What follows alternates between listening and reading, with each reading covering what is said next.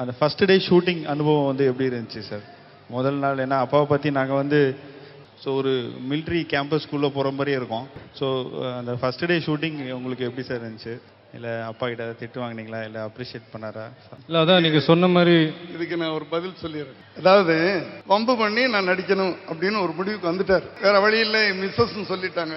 நான் உடனே என்ன பண்ணேன்னா, எனக்கு ஒரு ஆக்டர் ஆகிறது இஷ்டம் இல்லை. சோ ஃபர்ஸ்ட் டே ஒரு ஹெவி சீன், ராதாரவி ஸ்ரீவித்யா இவங்க 2 பேருக்கு நடுவில் ஒரு ஹெவி சீனை கொடுத்து, நான் நடிக்கவே இல்லை, காலேஜுக்கு போயிறேன்னு சொல்லணும்னு நான் பிளான் பண்ணிக்கிட்டு அந்த ஹெவி சீனை கொடுத்தேன். ராதாரவி சார் வந்து அம்மாவை அடிச்சுக்கிட்டு இருக்கணும். இவர் ஸ்கூல்ல இருந்து வருவாரு, ராதாரவி கையை பிடிச்சு 5 வயசா இருக்கும்போது எங்க அம்மா அடிச்ச பார்த்து அழுதுகிட்டு இருந்தேன், 10 வயசா இருக்கும்போது எங்க அம்மா அடிச்ச பார்த்து துடிச்சுக்கிட்டு இருந்தேன், இப்ப வயசு 18, அம்மா மேல கைப்பட்டுச்சு, அடுத்த அடி. இதான் டயலாக். அதை வந்து ஒரே டேக்ல பண்ணார். அன்னைக்கு தான் நான் வீட்டுல போய் சொன்னேன், இந்த படம் சக்சஸ் ஆகுதோ இல்லையம்மா, உன் புள்ள பெரிய நடிகனா வந்துருவாரு அப்படின்னு சொன்னேன்.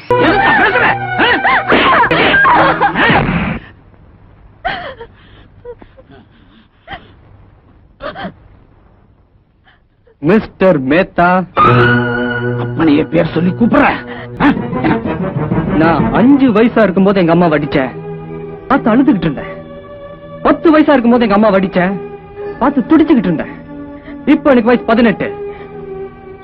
இனிமே எங்க அம்மா மேல ஒரு அடி விழுந்தது, அடுத்த அடி கூட்டி கழிச்சு பார், கணக்கெல்லாம் சரியா வரும்.